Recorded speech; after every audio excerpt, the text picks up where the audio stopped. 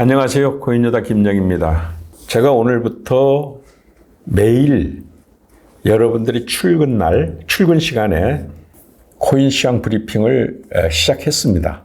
그런데 의외로 기본적으로 이 코인이라든가 블록체인이라든가 이 새로운 용어에 대해서 힘들어 하시던 분들이 많은 것 같아요.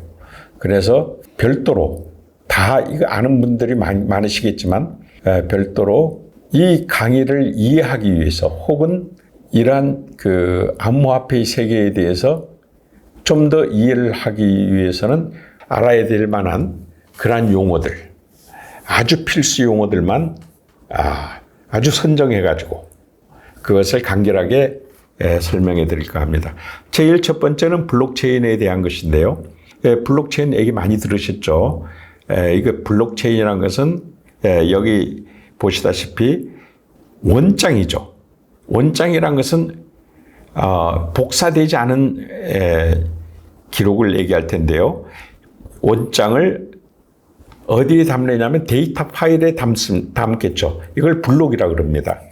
이 블록을 체인으로 쭉 연결시키게 되면 그것은 여러 가지 블록체인이라고 일단 합니다.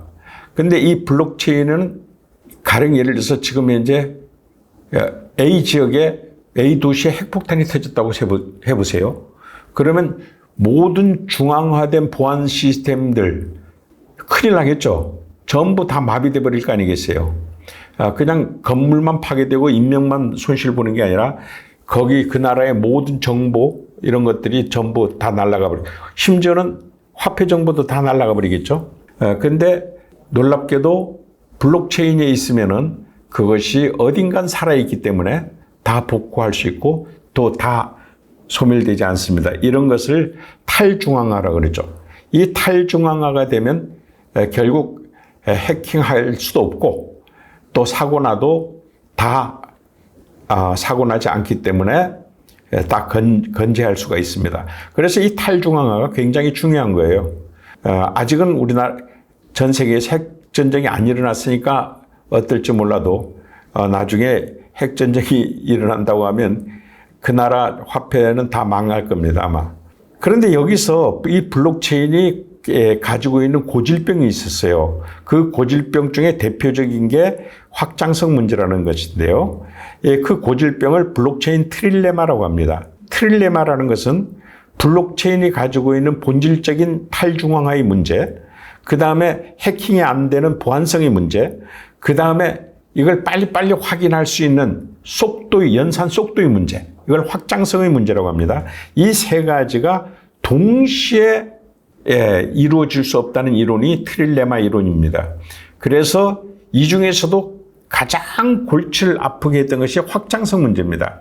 이 확장성 문제 때문에 지금도 온갖 기기묘묘한 방법으로 온라인상에서 어떤 것을 예를 들어서 암호화폐 같으면 그걸 진짜인지 아닌지 검증해야 될 거 아니겠어요. 그 검증을 늦게 하면 무슨 의미가 있겠어요. 그걸 빨리빨리 해야 되는 문제. 이런 것들이 블록체인 확장성 문제고요. 이 블록체인 확장성 문제는 포크라든가 세그윗이라든가 그 다음에 샤딩이라든가 온체인, 오프체인 별별 방법들이 다 동원되고 있습니다. 플라스마라든가. 근데 이런 것들이 궁극적인 해결책은 못 되겠죠. 그러다 보니까 지금 이제 퍼블릭 블록체인 시대가 올 수가 없는 거죠.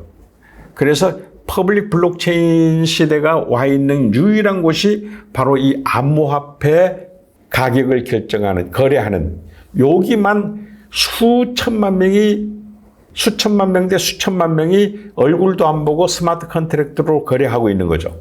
이것을 갖다가 확장성의 문제가 해결이 안 된 채로 그렇게 하려면 딱 한 가지 방법밖에 안 남네요.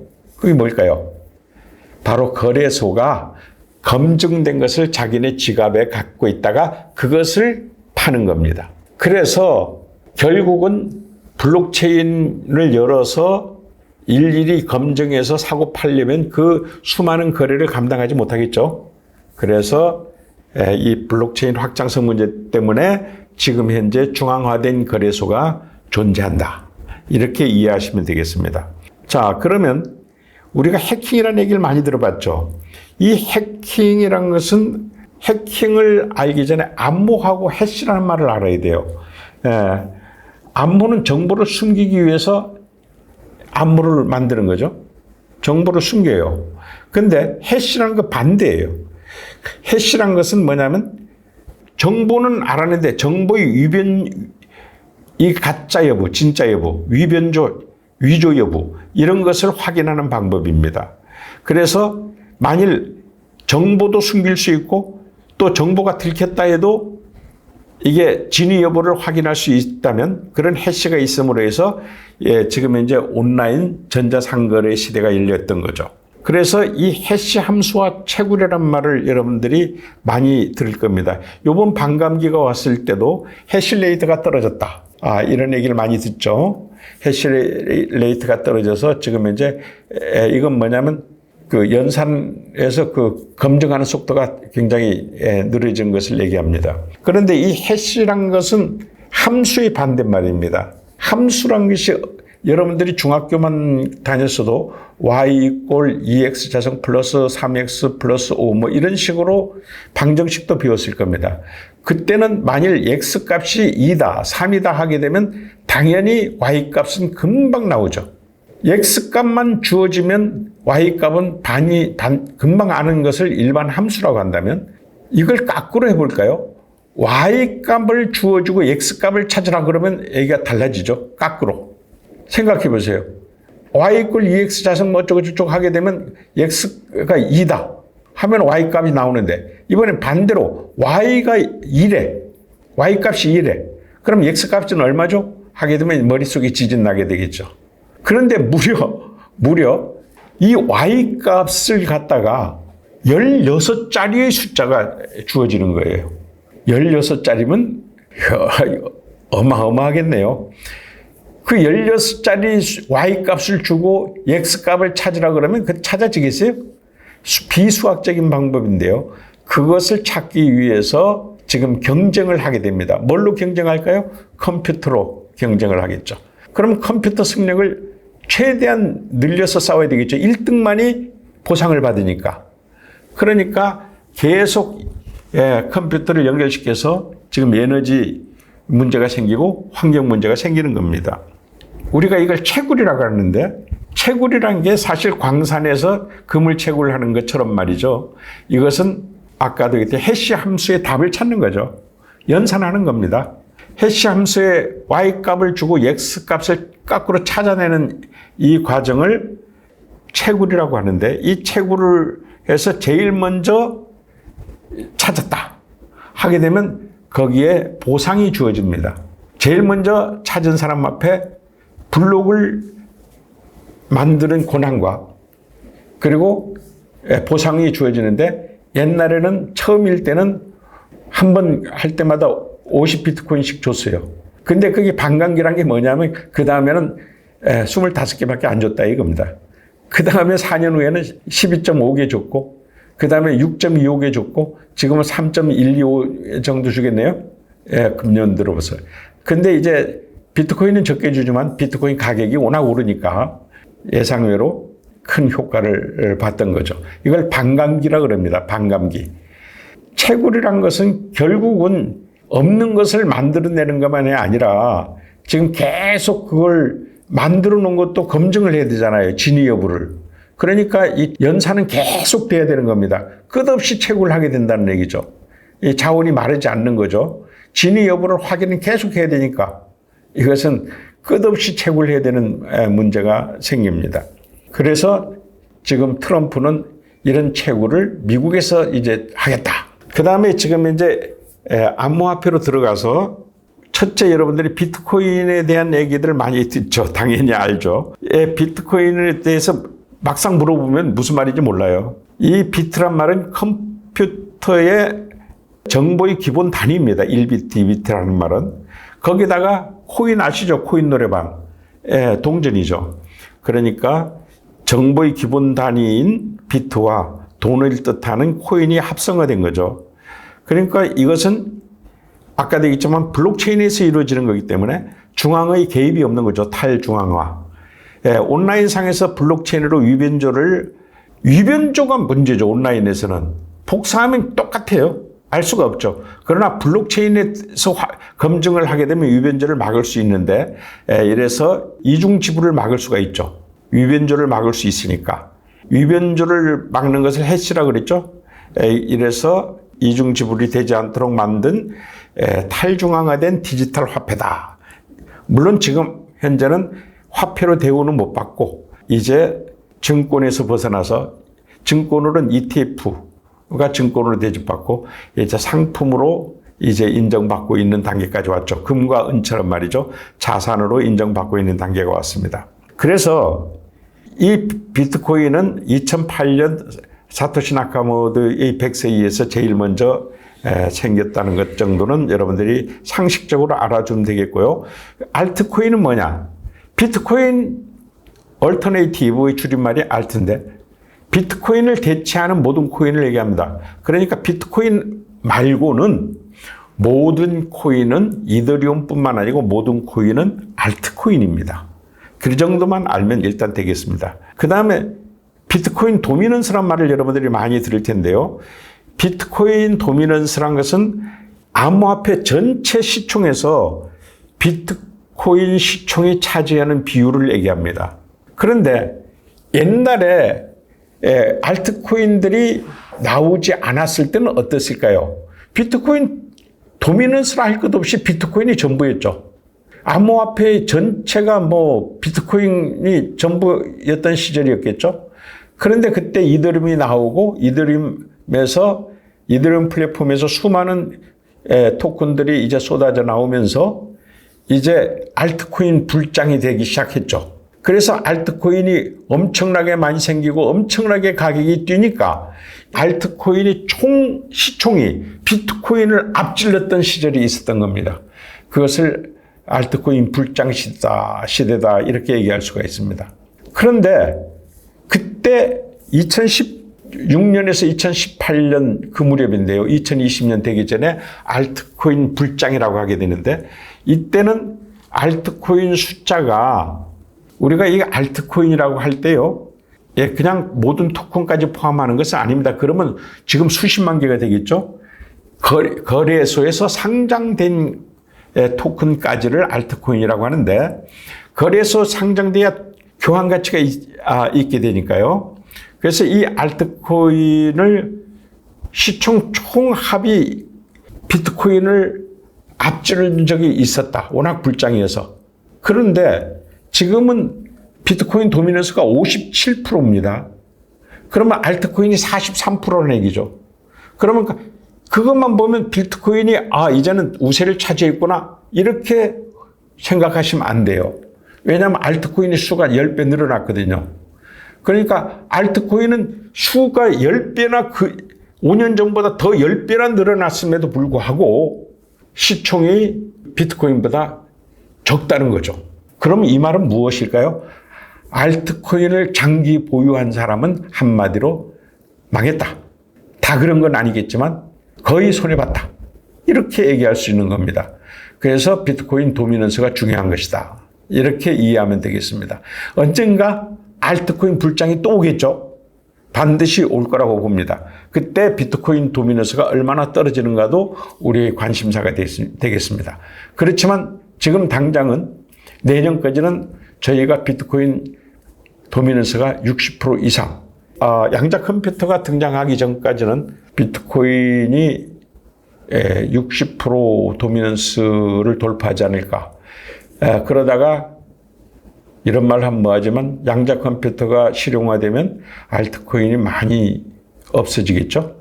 그렇지만 새로운 알트코인이 양자 컴퓨터에서 사용될 수 있는 새로운 알트코인이 등장할 때 비트코인 도미넌스가 하고의 관계가 굉장히 중요하죠.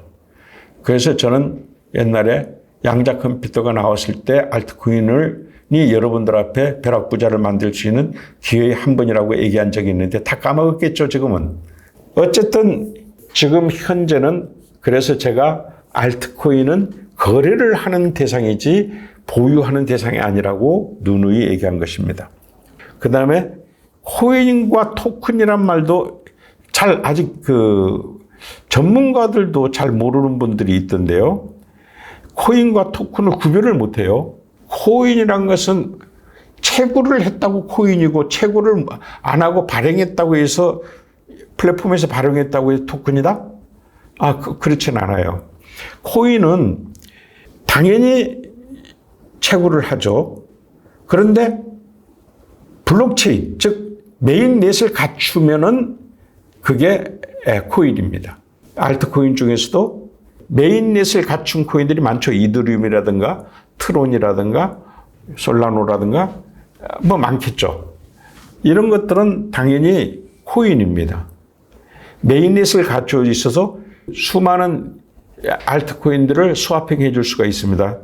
가치를 교환해 줄 수 있다는 뜻입니다. 그런데 토큰이라는 것은 뭐냐면 자체 메인넷을 못 가져 있는 겁니다. 비록 상장됐다 하더라도 상장되기 전 거는 무조건 다 토큰이고요. 상장되었다 하더라도 메인넷을 못 갖췄다 라면 그것은 다 토큰입니다.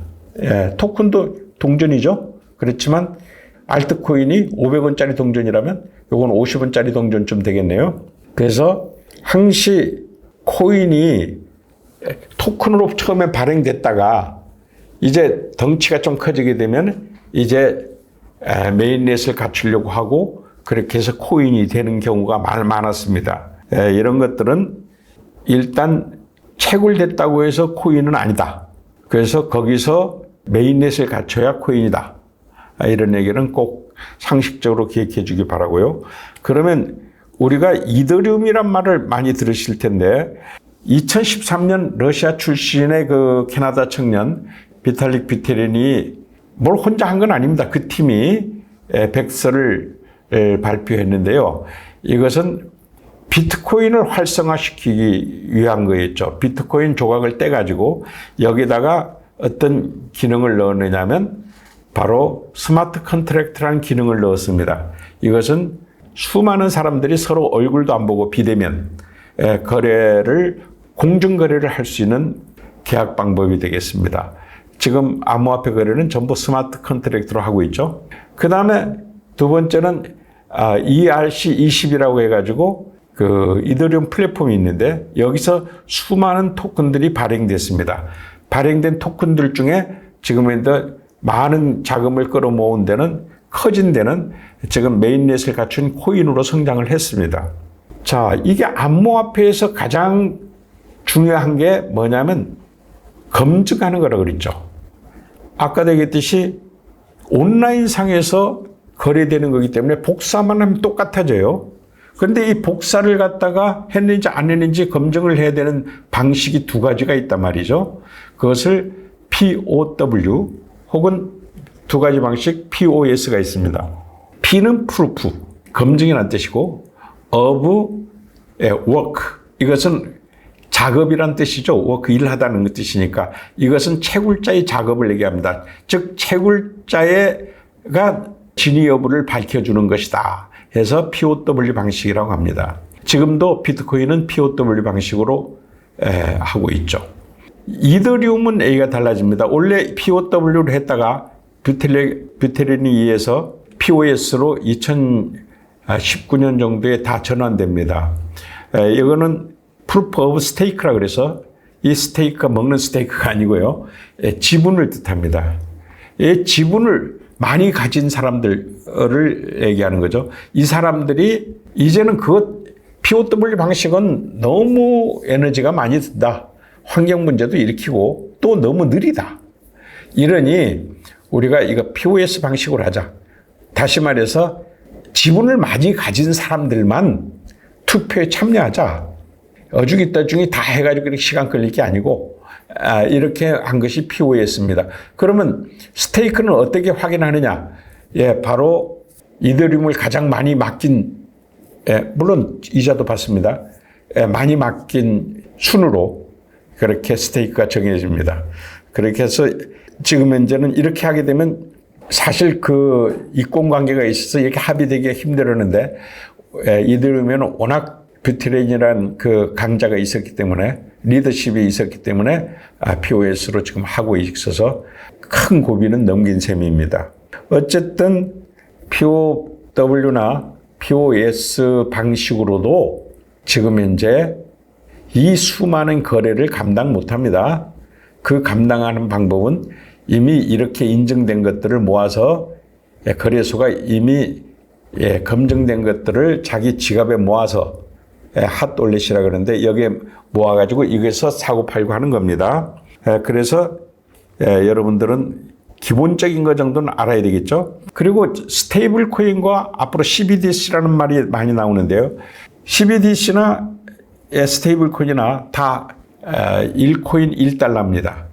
다 1달러 기준이죠. 그런데 이 스테이블 코인은 담보금을 맡겨놓고 코인으로 만들어서 1코인 1달러로 만들어 놓은 겁니다. 대표적인 게 USDT가 있고요. 그 다음에 바이낸스가 만든 USDC가 있죠. 그 외로도 여러 개 있습니다.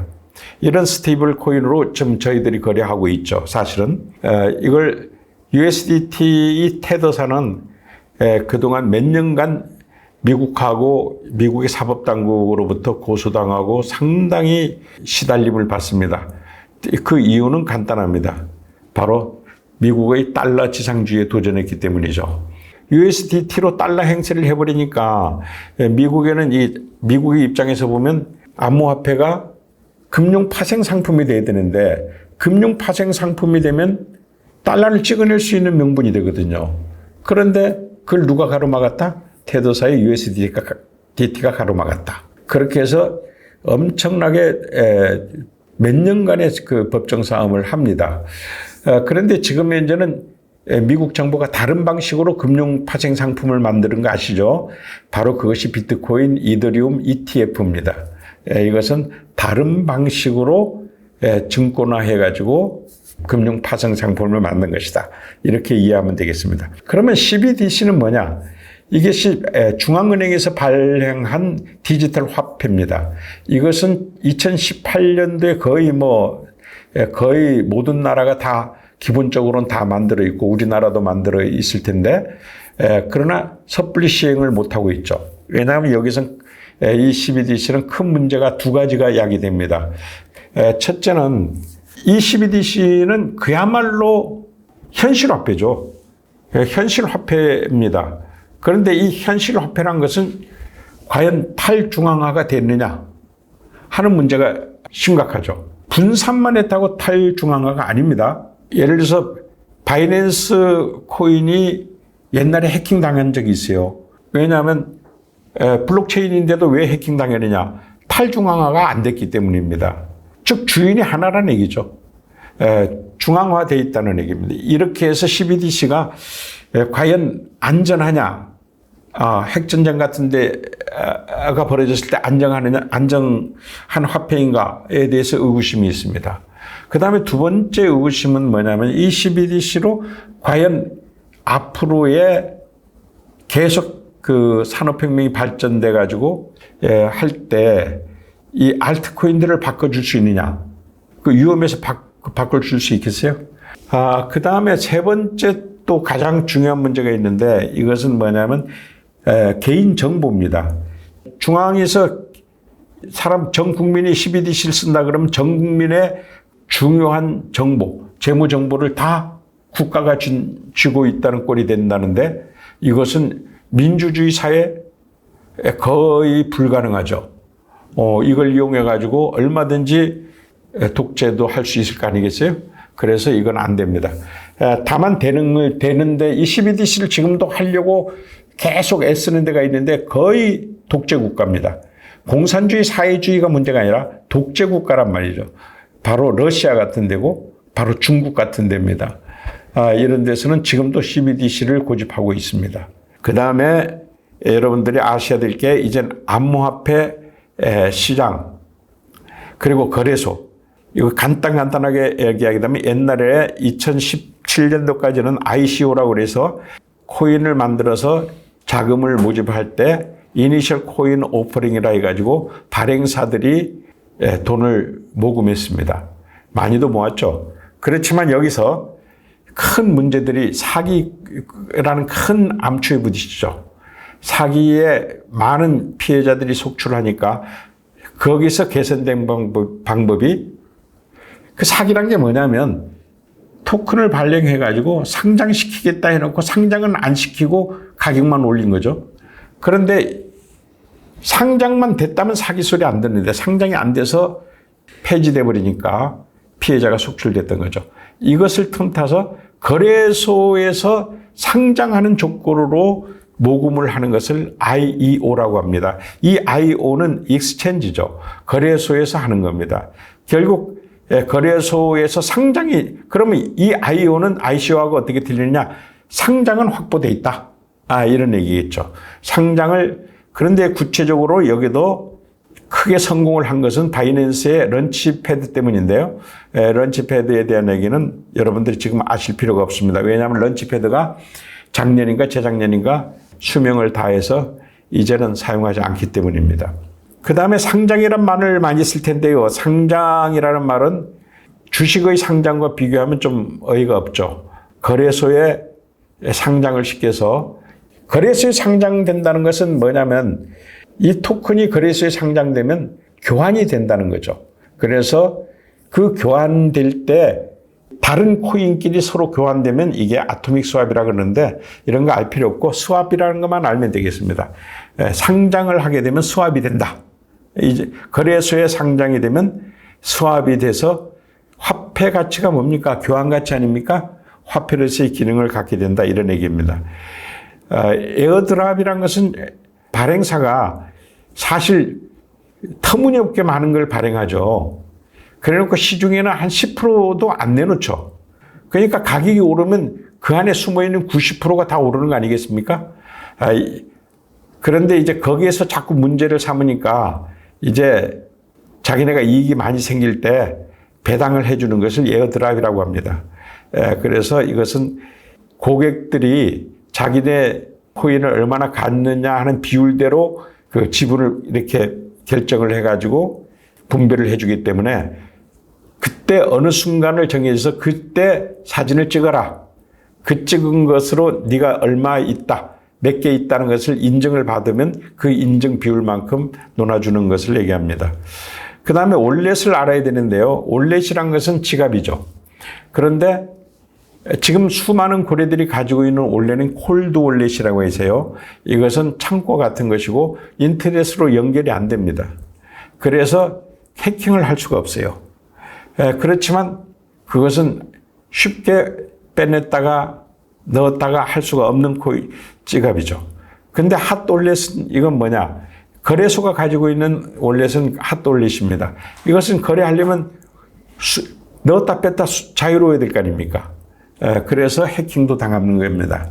그래서 인터넷으로 연결되어 있는 지갑을 핫 올렛이라고 합니다. 그 다음에 P2P라는 말을 앞으로 점점 많이 쓸 텐데요. 이것은 peer to peer, persons to person. 이것은 개인 대 개인. 원래 거래소를 거치지 않고 거래하는 것을 얘기합니다. 지금도 P2P 거래가 많이 이루어집니다.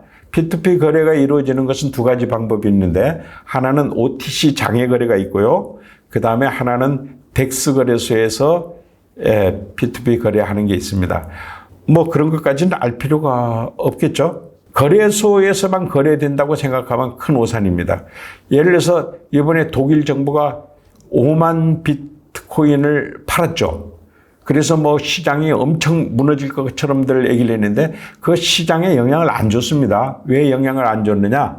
시장에서 판 게 아닙니다. 바로 OTC로 일부 팔았고 또 그 다음에 거래소에 이 바이낸스 안에도 덱스 거래소라고 있습니다. P2P 거래소. 이런 데서 마치 부동산 거래하듯이 판 겁니다. 부동산 거래하듯이 시장에 나오면 그 물량이 시장에 나오면 엄청나게 가격에 영향을 미치기 때문에 거래소가 그것을 환영할 리도 없고 그걸 용납할 리도 없습니다. 그래서 별도로 거래를 했다. 블랙록이 수많은 비트코인을 샀죠. 그런데 그것을 거래소에서 다 시장에서 샀다고 생각하면 안 됩니다. 거래소에서 샀어도 덱스 거래소를 통해서 고래들 앞에 샀겠죠. 순전하게 생각하면 안 됩니다. 그 다음에 테이커하고 메이커가 있는데요. 우리가 이제 대기 주문을 내죠. 리밋 대기 주문, 지정가 대기 주문을 내게 되면 오더북에 이렇게 올라갑니다. 등재되면 그것이 팔겠다고 등재되거나 사겠다고 등재되면은 그것이 바로 시장을 형성을 해준다. 시장을 만들어준다 해서 메이크라 그러고요. 반대로 즉시 거래를 휙 해버리면 시장 거래하고는 상관이 없죠. 이런 것을 시장에는 형성하는데 도움을 안 주고 수익만 취했다 해서 테이크라고 합니다. 그래서 바이낸스는 똑같은데 대부분 거의 다 모든 거래소들이 메이커 수수료는 싸고 테이커 수수료는 비싸다. 이렇게 이해하시면 되겠습니다. 그 다음에 라스트 가격하고 마켓 가격인데 시장 가격이라고 할 때 우리가 착각하는 게 다 마켓 가격만이 시장 가격인 줄 아는데요. 그 거래소의 시장 가격을 라스트 가격이라고 하고 실시간 라스트 가격이다. 반대로 그 거래소들의 가격이 크립토 커런시라는 전체 시장에서 평균을 내서 나오는 가격이 바로 마켓 가격입니다. 그러면 여러분들이 그 거래소, 현물 거래소에 보면은요, 거래소에 보면 지금 비트코인 가격이 중앙에 이렇게 나오죠. 오더북 중앙에.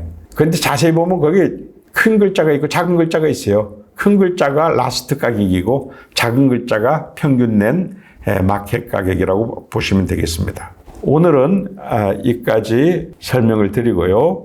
그 다음에 트레이딩 용어로 들어가게 되면 여기서 상당히 좀 이제 고퀄리티적인 설명을 해야 되니까 일단 좀 삼가하도록 하겠습니다. 오늘은 여기서 파트 2를 마치도록 하겠습니다.